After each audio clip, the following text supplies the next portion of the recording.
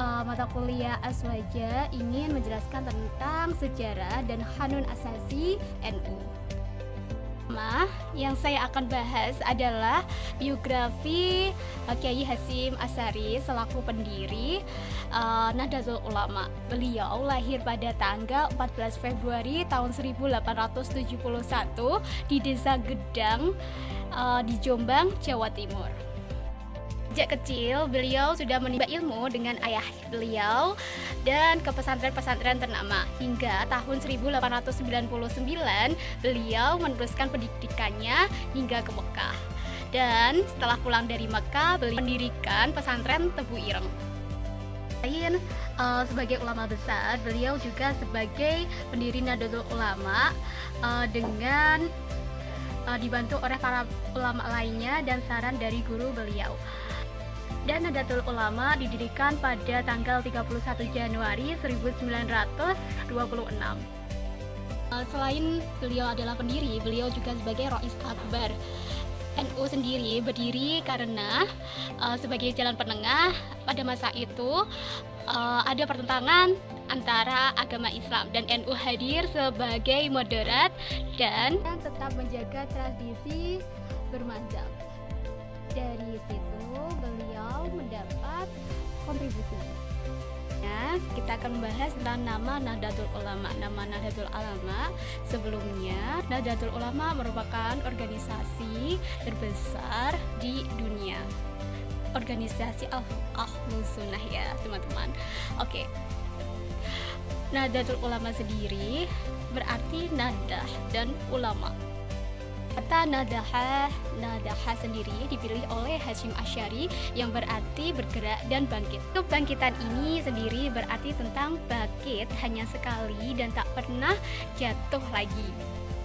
Tak ulama sendiri merupakan penuntun kebijakan sendiri dalam organisasi tersebut. Bukan berarti yang masuk organisasi tersebut hanya ulama saja, namun orang-orang awam pun juga diperbolehkan untuk masuk organisasi tersebut. Sejarah berdirinya Nahdlatul Ulama. Menjelang berdirinya NU, umat Islam di Nusantara mengalami keguncangan akibat munculnya paham Wahabi yang menentang tradisi Ahlussunnah wal Jamaah yang telah lama ada.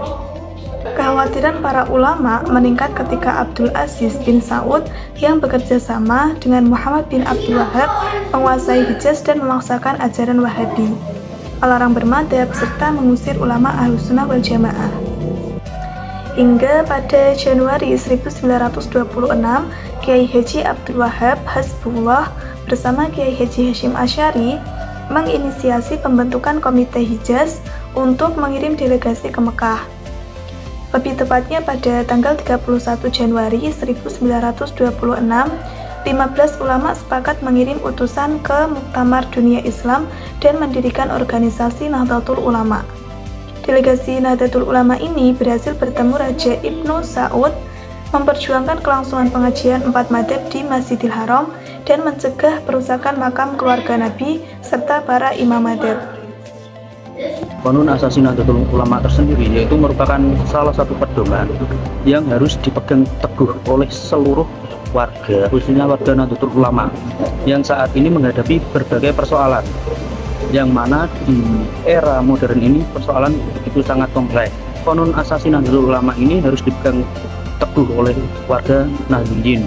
Itu kanun asasi Nahdlatul Ulama tersendiri itu mempunyai 3 inti. Yang pertama yaitu mengajak seluruh umat Islam untuk bersatu dan tidak berpecah belah, yang mana sudah disebutkan di dalam hadis bahwasanya di akhir zaman umat Islam itu terpecah menjadi 70 golongan, yang mana golongan yang selamat itu golongan Ahlussunnah wal Jamaah.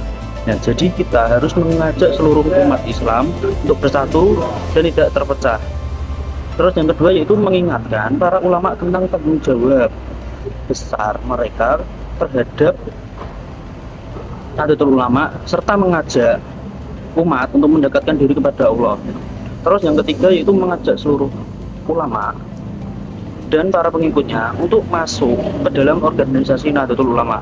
Nah, 3 poin tersebut itu saling berhubungan, yang mana poin ketiga itu sangat berhubungan di poin ke-1 dan kedua, yang mana golongan yang paling selamat di akhir zaman yaitu golongan Ahlussunnah wal Jamaah atau Nahdlatul Ulama kalau di sini.